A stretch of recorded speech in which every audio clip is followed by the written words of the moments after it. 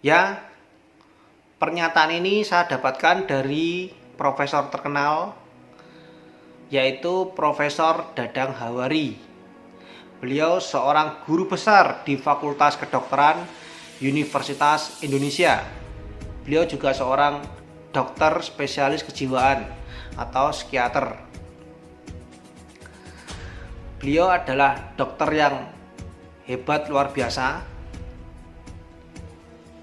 Di dalam dunia kedokteran beliau sangat-sangat dihormati, bahkan di seluruh Indonesia ini.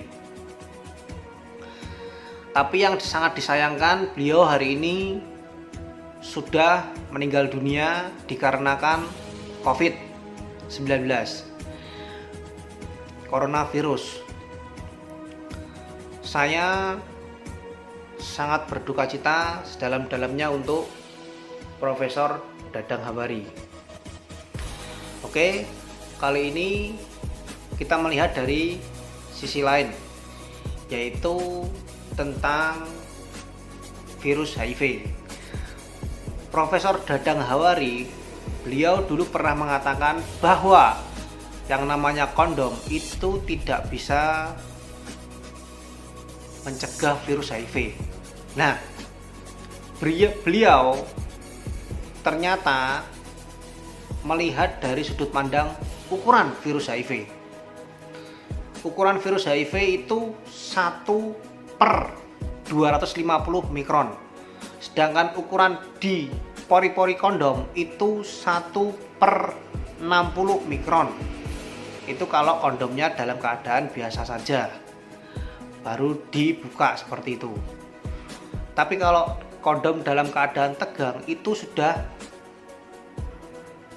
ukurannya lain, yaitu ukurannya bisa menjadi 1/25 mikron. Nah, kalau secara logika otomatis virus HIV lebih mudah masuk ke ukuran pori-pori kondom. Sama seperti ini misalkan baut dan mur. Kalau murnya itu kecil, nggak ada lubangnya, kecil sekali, otomatis bautnya nggak bisa masuk, ya kan? Tapi kalau murnya lebar, otomatis bautnya itu lebih mudah untuk masuk, seperti itu. Itu logika seperti itu. Tapi sekali lagi, virus HIV itu ada 4 prinsip untuk penularan virus HIV. Bapak Ibu boleh lihat video saya di sebelumnya. Ada 4 prinsip untuk penularan virus HIV.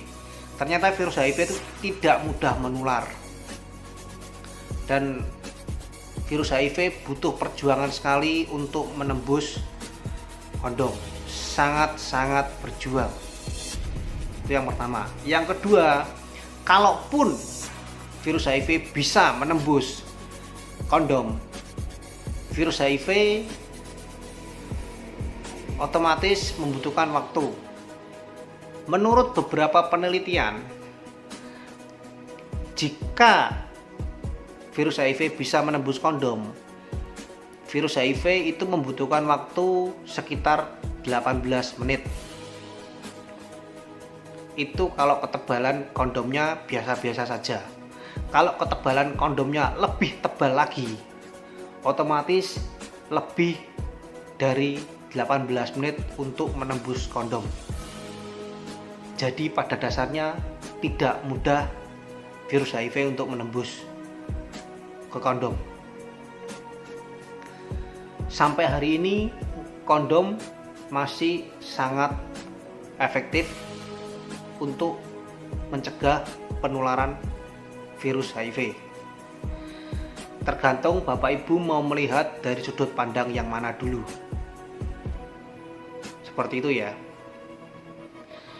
Yang kedua, saya mengutip dari beberapa dokter. Dokter beberapa pernah mengeluarkan pernyataan bahwa kondom itu tidak bisa 99%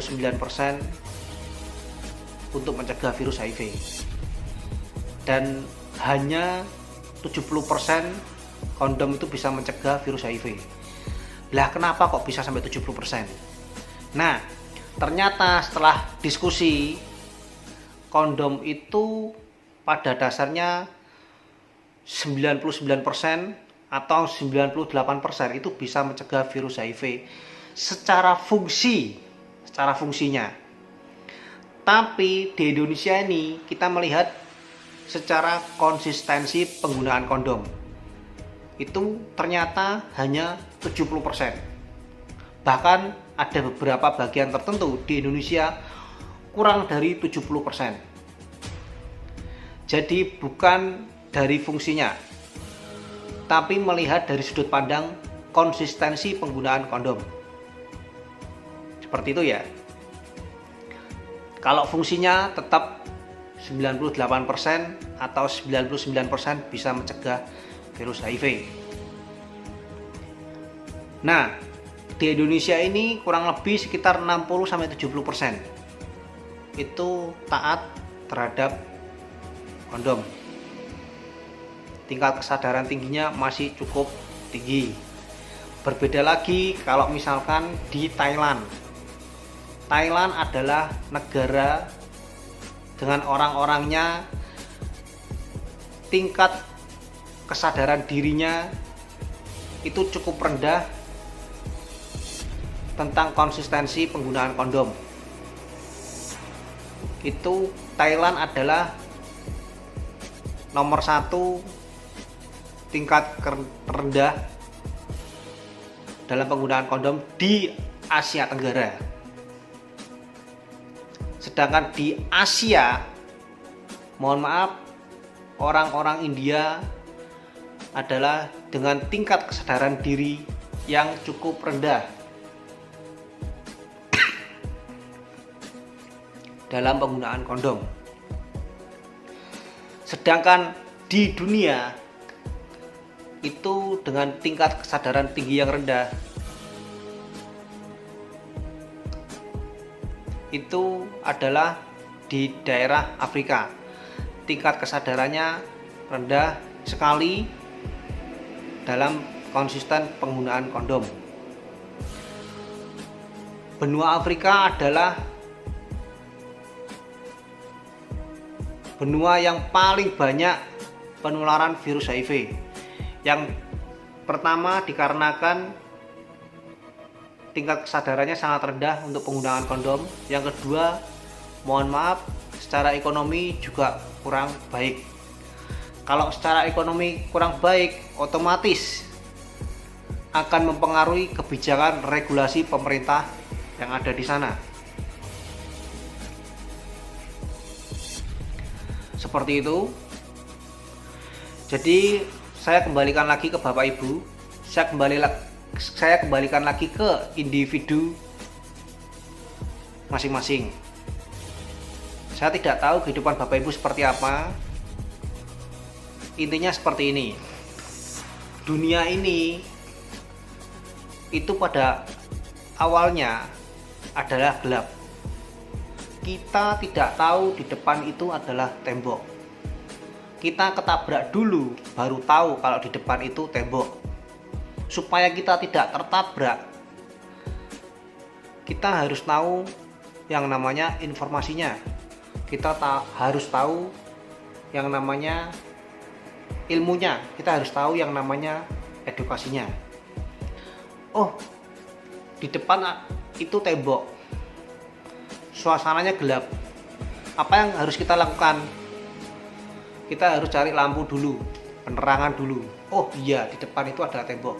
Setelah kita bisa melihat terang. Supaya kita bisa menembus tembok, caranya gimana? Dibuatkan pintu. Dengan cara ilmu-ilmu kita membuat pintu tadi. Jadi sekali lagi, semua kembalikan ke individu masing-masing. Apakah Bapak Ibu beresiko atau tidak?